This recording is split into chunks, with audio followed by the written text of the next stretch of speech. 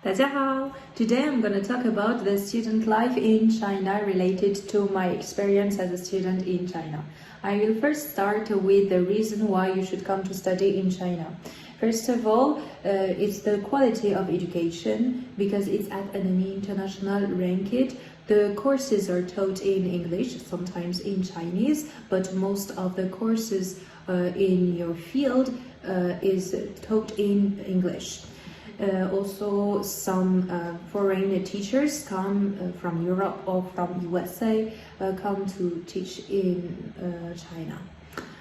Also, you can build a relationship with international students and international teachers, and this is really a rich experience for you to make that kind of relationship because this is people from another culture, another country, so you can learn a lot. The second reason is the affordable tuition fees that you can have thanks to the scholarship grant that I will talk about later. So it's an affordable cost for you. It's not expensive to study in China. You have to apply for the scholarship grants, and also the living expense in China is not too high. The cost of studies also are cheaper than in your hometown, and if you add the scholarship grant above, you pay very low fees. You will have a high rate of employability because you will be much more employable in the way of sitting out of the crowd. You will be original from the people in your country because not all people study in China, in your country. You learn a lot, you learn new skills such as computering. We do computering a lot when we study in China. Also, the east of China is the center of the world because it welcomes high-performed engineers, teachers, and very qualified people related to their field.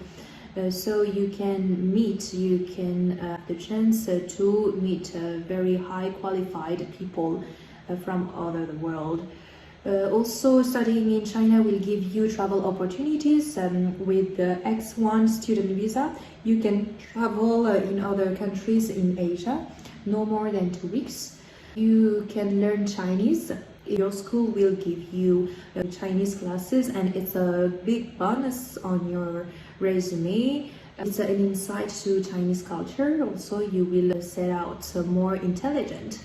Also, studying in China will bring you a broader network. You will make contact, you will make relationship, and you will get so many WeChat from people, very great people around the world. And also, it's a challenge for you because you will grow and you will make yourself better. The version before coming to China and after studying in China will be so different. I was so different before studying my master degree and when I got graduated because I grew up, I knew my responsibilities, I know what I have to do now, and I'm focused on my career, and I'm sure that I will make a great career thanks to my student life in China, who brought me a lot.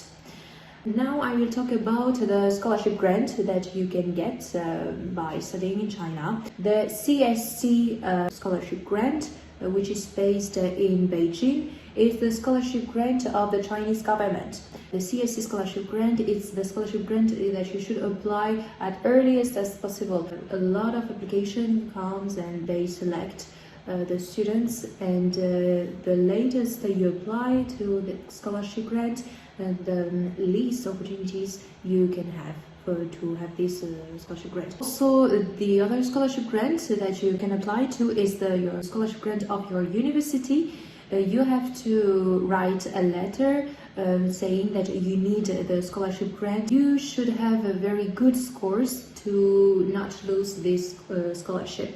It will have its impact in the decision of the committee.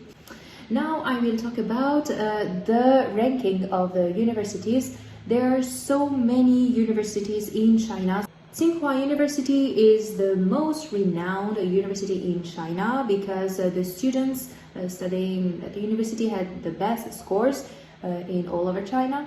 Tsinghua University is based in Tsinghua, in the city of Tsinghua. There is also one in Shenzhen, and you can study fields such as engineering, art, science, and so on. So many others. I won't mention them all because the fields are so numerous. Then comes the Peking University, who has the second highest scores. It is known for its fields such as financial, economics, business. Then the third university is the University of Jiaotong, Shanghai, where you can study agriculture, biology, and those different fields, chemical engineering, mathematics, physics, plants, space. Then in the fourth position comes the University of Science and Technology of China, where you can study biology, chemistry, engineering, geoscience, physics, space. Then in the fifth position comes Zhejiang University, where you can study science and technology, oncology, pharmacology, social, energy, medicines. Then in the sixth position comes Nanjing University, where you can study biology, chemistry, economics, plants, animal science. In the seventh position comes Fudan University, where you can study humanistic, social studies, medical science, chemistry, data science, engineering, journalism, computering, science. Then Sun Yat-sen University in the eighth position, where you can study electrical, computer science, social science, surgery. Then University of Chinese Academy of Science in the ninth position, where you can study agricultural sciences, chemistry, cell biology, physics, environments. Then in the 10th position comes Huazhong University of Science and Technology, where you can study the fields of microbiology, nanoscience, environment, social science, and public health. It's mostly the same in average, but there's more fields in some university than others. In the 11th position comes my university, Harbin Institute of Technology, where you can study biology, civil engineering, environment, nanoscience.